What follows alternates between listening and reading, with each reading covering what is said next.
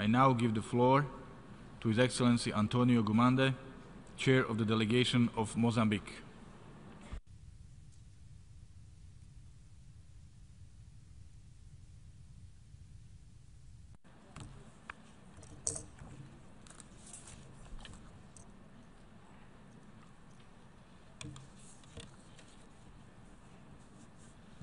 Mr. President, Excellencies, ladies and gentlemen, I have the honor to address the 72nd session of the United Nations General Assembly on behalf of His Excellency Filipe Jacinto Nunes, President of the Republic of Mozambique, who could not attend this August gathering due to other commitments at home. Therefore, allow me to start by conveying President Nunes' good wishes for a successful session of this highest forum of global political and diplomatic dialogue. I would like to seize this opportunity to join the speakers before me in congratulating His Excellency Miroslav Lajcak for his unanimous election to preside over the 72nd session of the United Nations General Assembly. I assure you, Mr. President, of the full commitment of Mozambique to contribute towards the realization of the goals we have all envisaged in this important session. We trust that your crafted leadership and diplomatic experience will add value to our endeavors and contribute for the success of our work in this session. I equally congratulate your predecessor, His Excellency Peter Thompson of Fiji, for his stewardship and commitment to fulfill the agenda of last sessions of the General Assembly. A special word of appreciation goes to His Excellency Antonio Guterres, the UN Secretary General, for his vision and leadership displayed in this first year in office. We believe that he is steering our organization into the right path to enhance its efficiency and effectiveness as it serves us, member states, in our quest to deliver on the ambitious goals we have set for our peoples. Only a strong and vibrant UN system can ensure that the 2030 Agenda for Sustainable Development and its goals will deliver societies that are more inclusive, peaceful, and prosperous without compromising on the very existence of our planet. Mr. President, 2 years after we pledged our commitment to sustainable development goals, the world is confronted with multiple and complex challenges that threaten to constrain the gains we have made in fostering global peace and stability, stall and reverse the advances made in fostering social and economic well-being of our peoples, and cause irreversible damages to our planet. Therefore, welcome the theme chosen for this session by President of the General Assembly, focusing on people fighting for peace and a decent life for all on a sustainable planet, as it allows this august body to timely reflect on how best to address the challenges before us. This reflection at a multilateral forum like the General Assembly is essential if we are to coordinate and consolidate our approaches as we strive individually and collectively to deliver on the 2030 Agenda. The renewed focus on people should serve as a universal impetus of all the development actors to translate into practice actions that promote peace and the well-being of the entire humanity. It is worth recalling that our resolve is to make the 2030 Agenda for Sustainable Development a framework that brings together the collective will to transform people's lives in a sustainable way by lifting them from poverty and promoting human dignity without neglecting peace as a critical factor for the attainment of sustainable development based on the interplay of the economic, social, and environmental pillars. As we strive to accomplish these goals, we are challenged to find ways and means to honor the commitments undertaken in the Addis Ababa Agenda for Development Financing, in the Sendai Framework on Disaster Risk Reduction, in the Paris Agreement on Climate Change. Only joint and complementary efforts in these three domains will enable us to build the necessary resilience at national, regional, and international levels commensurate to the challenges before us and in line with our aspiration of leaving no country behind. Mr. President, the experiences we gained and the challenges we faced in the implementation of other globally agreed development goals in the past underline the need for a greater commitment of our development partners to scale up and honor their assistance and for funding pledges made for climate resilience, mitigation, and adaptation, as well as for disaster prevention efforts in developing countries. This support is of paramount importance to mitigate the effects of climate variability, whose devastating effects have been laid bare in several member states of this august body in the last 2 months. Furthermore, it also made clear that a robust and efficient UN system, as well as a steady partnership between the organization and the regional bodies, can play a catalytic role in accelerating national development and strengthening democratic political systems and institutions that can lead to more inclusive and hence peaceful societies. In this vein, we support the ongoing efforts to reform and reposition the UN development system undertaken by the Secretary General in order to make it more responsive to the development needs of its members. Mr. President, the overwhelming challenges of our times require bold and determined political will to yield the results we seek. Mozambique reaffirms its unequivocal commitment to the 2030 Agenda for Sustainable Development, since focusing on people has always been at the core of Mozambique's national development agenda.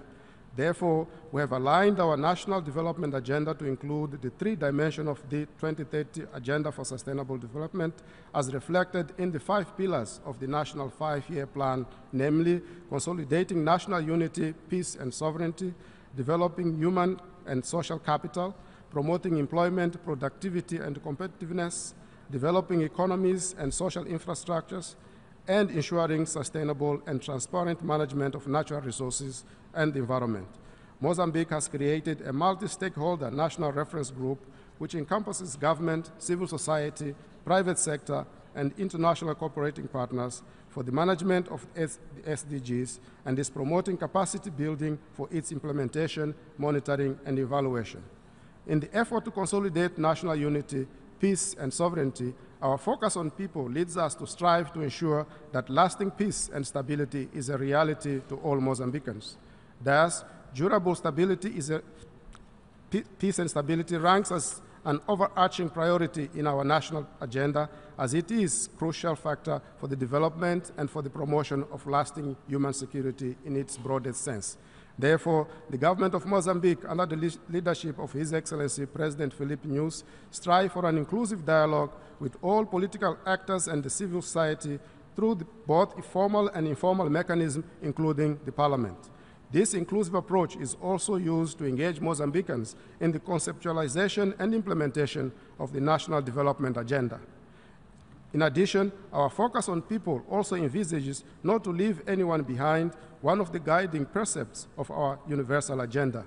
Therefore, particular attention is given to policies and strategies aimed at the protection and the full enjoyment of human rights, the promotion of gender equality and equity, as well as the empowerment of women and youth who constitute the majority of our people.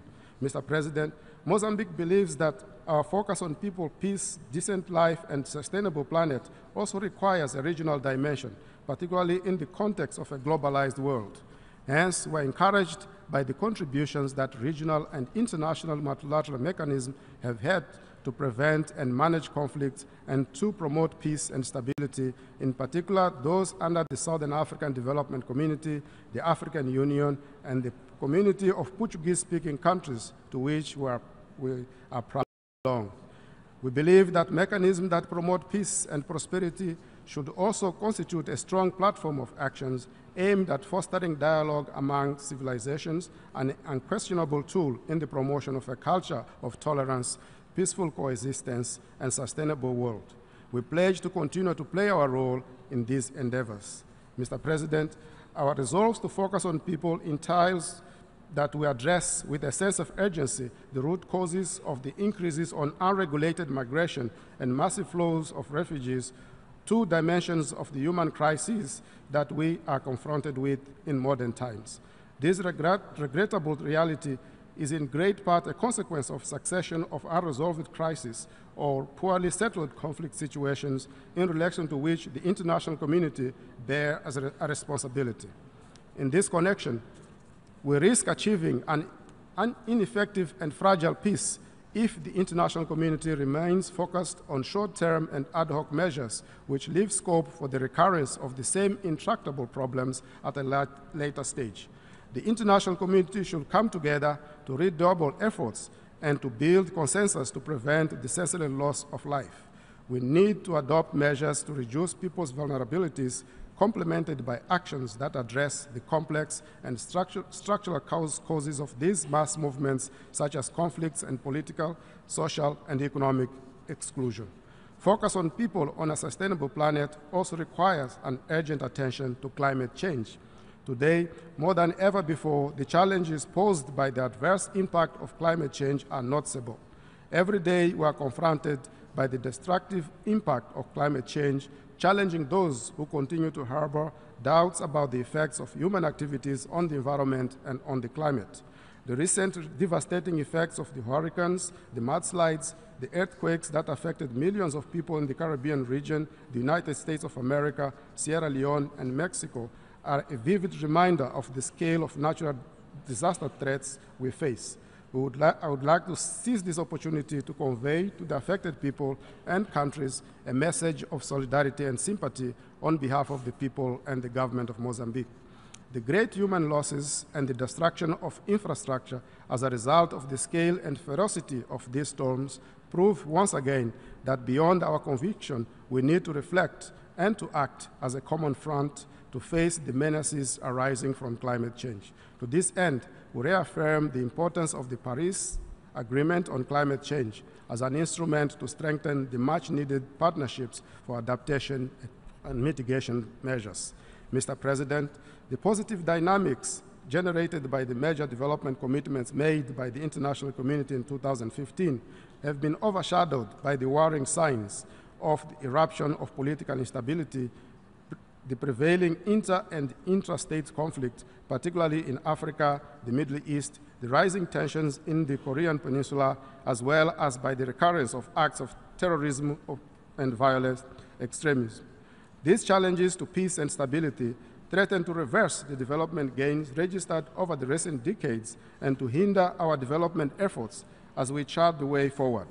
Therefore, it's our hope that the ongoing peace initiatives, as well as the measures to curb the recruitment and finance of terrorist groups, result in opportunities to further promote peace and development, as well as to strengthen human rights and to build more inclusive societies. Only through constructive dialogue and peaceful means and solutions we can secure durable peace and stability in our world. To this endeavor, we would like to emphasize the importance of strong democratic institutions at national level, the impact of regional cooperation, and the role of the United Nations. Mr. President, as we gathered in this great hall, the world is once again facing the threat of the dangers posed by the proliferation of nuclear weapons that have become the most dangerous existential threat that humanity faces in the 21st century. As a country with a constitution that values the principle of universal disarmament of all states and the negotiated solution to international conflicts, as well as the peaceful use of nuclear energy, Mozambique notes with great concern the escalation of tension and the risk of nuclear confrontation that is unfolding in the Korean Peninsula. The catastrophic impact of a nuclear conflict demands a more restrained approach based on dialogue, skillful diplomacy, and the political will to de-escalate and to fully comply with the relevant Security Council resolutions. More than anything else, the resolutions signal our collective disapproval of the course of events in that part of the world. The lack of progress in the decolonization of Western Sahara, the sole African country still to exercise the right to self-determination, continues to be a cause for grave concern to Mozambique. Regrettably, all the efforts deployed by the United Nations, the African Union, and other actors to bring about an acceptable settlement aiming to grant the people of Western Sahara their inalienable right to self-determination and independence has not yielded results. We would like to seize this opportunity to call upon the Security Council, the General Assembly, and the international community to exercise their responsibility by implementing their own resolutions, particularly regarding the principle of self-determination and the right of freedom, as well as to support the African Union and its special envoy to Western Sahara, Mr. Joaquim Chissano, former president of Mozambique. The principle of self-determination and the right of freedom should also be a reality for the Palestinian people. To this end, it is imperative that the relevant UN Security Council resolutions are implemented. We believe that the solution relies on the two-state principle, Palestine and Israel coexisting side by side in peace and security. Mozambique followed with great interest the efforts of Cuba and the United States of America to stabilize the diplomatic relations between these two neighboring countries, an important step towards the normalization of bilateral relations and to bring to an end the economic, commercial, and financial embargo imposed by the United States of America against Cuba. In this context, we note with concern the latest developments and appeal to the United States of America to put an end to the economic, commercial, and financial embargo, for it hinders the socio-economic development of Cuba and the Cuban people. Therefore, Mozambique once again associates itself with the overwhelming majority of countries in this hall to demand the immediate termination of this unilateral coercive measure. Mr. President, we live in a world confronted by challenges that demand global responses. The relevance of the UN, the lodestar of multilateralism over the last 72 years of its existence, has always rested in its ability to reform and reinvent itself to respond more suitably to the challenges of a continuously changing world it serves. Therefore, Mozambique supports the Secretary General to pursue his efforts to reform the United Nations system to make it fit for purpose, and commend his demonstrated desire to fully consult and seek consent of the UN membership at each stage of this process. In addition to the ongoing reforms, we also need to urgently accelerate the Security Council reform, another element that will contribute to reaffirm the role of the United Nations in the search for a sustainable solution for peace and security challenges facing humanity.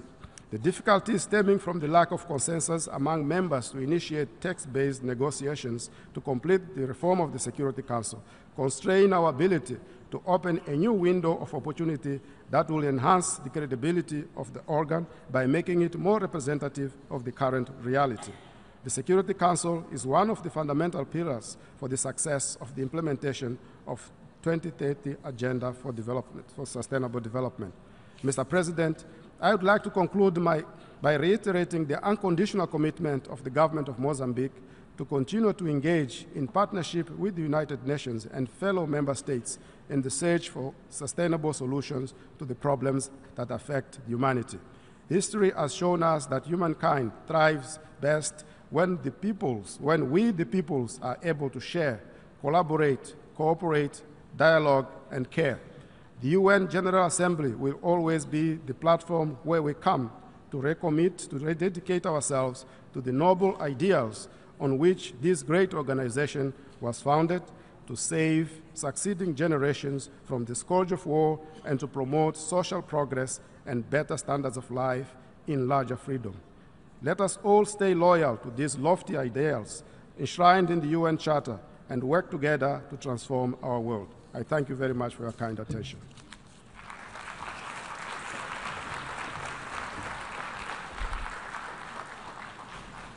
I thank His Excellency Antonio Gumande, Chair of the Delegation